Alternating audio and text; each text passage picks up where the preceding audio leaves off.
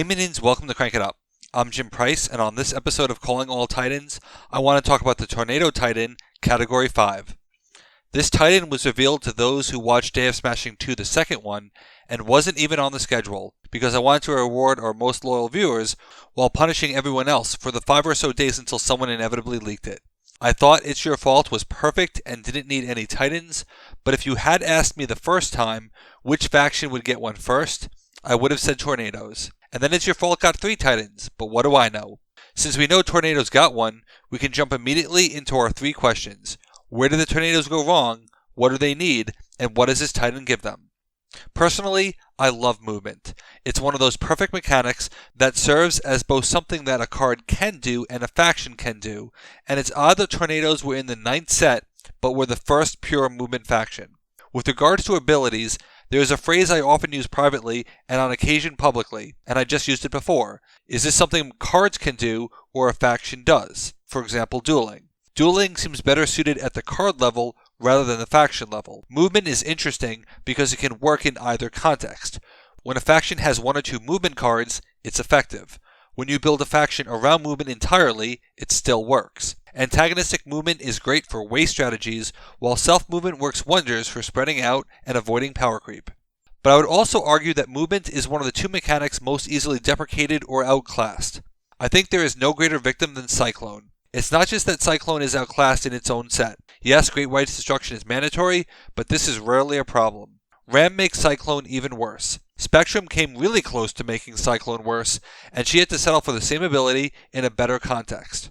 The fake Charmer has Cyclone's ability, and then some. While Charmer is less power, power alone really matters, and I'd take Charmer over Cyclone any day. But I can't think of a bigger offender than Vanellope off the top of my head.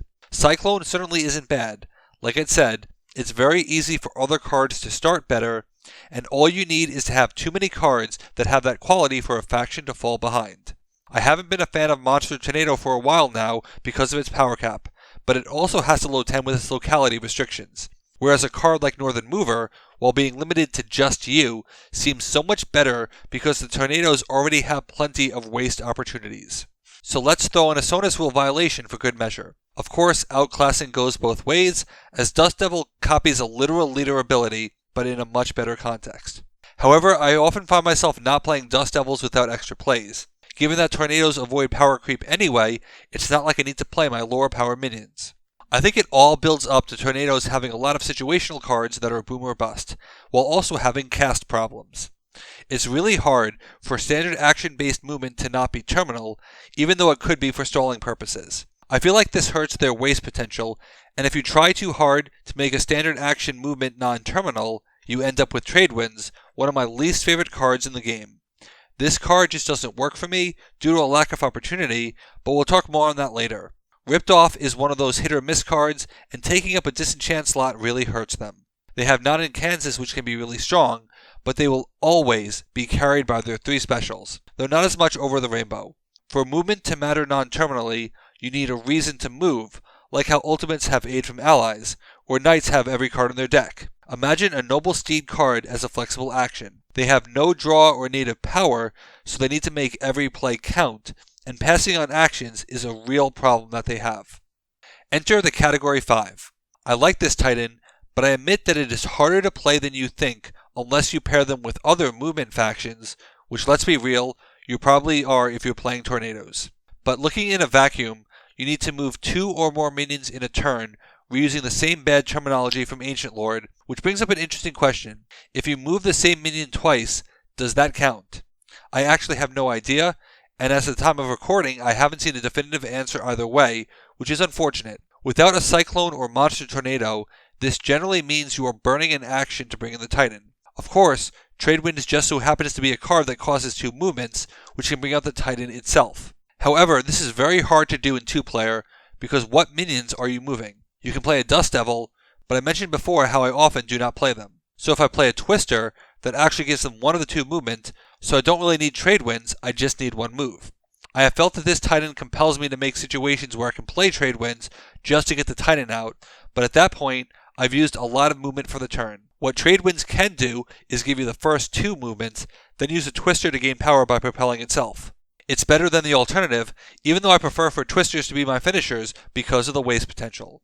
Once out, however, the Category 5 can generate counters for your minions as they move to or from its base. It contains a one or more clause, which is unfortunate, but that really impacts just simultaneous movement cards like Whirlwinds, which is only one card for them. If you are playing Trade Winds on yourself with the Category 5 out, and swapping 2 3s on the Category 5 base, I have questions. What this does is give tornadoes a slight boost, which is important because they otherwise cannot create net new power. They can only repurpose it. And repurposing it is incredibly strong because wasting rival movements is both effective and strong. Like I said last week, it's like destruction, but it works. And if you can move multiple times in a turn with some kind of movement momentum, you can trigger it multiple times as you move to that base, then from it. The only issue with the Category 5 giving power counters is that it makes Monster Tornado harder to trigger as it potentially pushes you out of range for its ability, but you can mitigate it by using that ability first, or by doing what it really should be doing, which is wasting minions. The talent is a simple one. Either the Titan gains a power counter or moves to another base. That makes Category 5 a potential Titan killer, but this is a sub-concept of Titans I don't enjoy, so I'm largely going to gloss over that and instead talk about the fact that this is a Titan template, one that Sifu will also utilize next week. It's fairly pedestrian and predictable, but it gets the job done without going too far, and most importantly, it doesn't try to solve problems with card draw, whether or not it is actually needed. The Titan template can be read like this. Ongoing, after you do the thing we already do it slightly better. Talent, do the thing we do, or get a power counter. And that's what Category 5 does. It just does movement slightly better by learning from more modern movement factions and having a reason to move outside of breaking a base. In my experience, Category 5 doesn't generate a lot of counters, but tornadoes only needed a small boost if they needed one at all. I really only have one nitpick with this Titan. I think it could be close to perfect if you just crossed out the words where you have a minion. By including that phrase, you actually eliminate a few cases where you could bring out the Category 5, namely the Dust Devils and the Specials. Consider the case where you needed to move Dust Devils to the scoring base. Perhaps you played Over the Rainbow or picked up in either case. It would be very plausible that as a result of the movement you felt compelled to do, the minions you have are all on the same base, and it's the scoring one. That is not where you want the Category 5, especially since Witness Rule issues prevent it from reacting to the movement it just had, so it would basically do nothing. And cards that can move on other players' turn represent 30% of your deck, which will let you use all of your movement for benefits, rather than using the movement before the benefit could apply. And I could go into more detail about why this should be the case, but here's a better question. Why did they limit it in the first place? From the feedback I've gotten, it had to do with Titan clashing because the Titan itself is mobile, but I don't buy it. If I don't have a minion on the base, then I cannot clash on that base directly because I'd lose with 0 power. If I played on an empty base, then moved the Titan there that turn, I'd be moving a 0 power Titan, which generally means that I could just have played the Titan there and clashed immediately. The only scenario where that isn't true is if I move minions there to get the benefit after the Titan is played, but the Titan would have to be there first, which means the clash already happened, and I'm winning the clash with less power. I think that the Titan is trying to protect against a theoretical situation that doesn't exist, or I'm just not seeing it, because I see real downside to that clause and have been affected by it more times than you think, and given that I don't play Dust Devils often without extra plays, that makes the Dust Devil problem even worse when I do. But as far as partners, the natural tendency is to play tornadoes with primarily movement combos because movement compounds movement easily, and Category 5 gives you more reasons to move. You can pair them with other waste factions, but the topic of what makes a waste faction besides movement is interesting enough to save for a future video. So instead,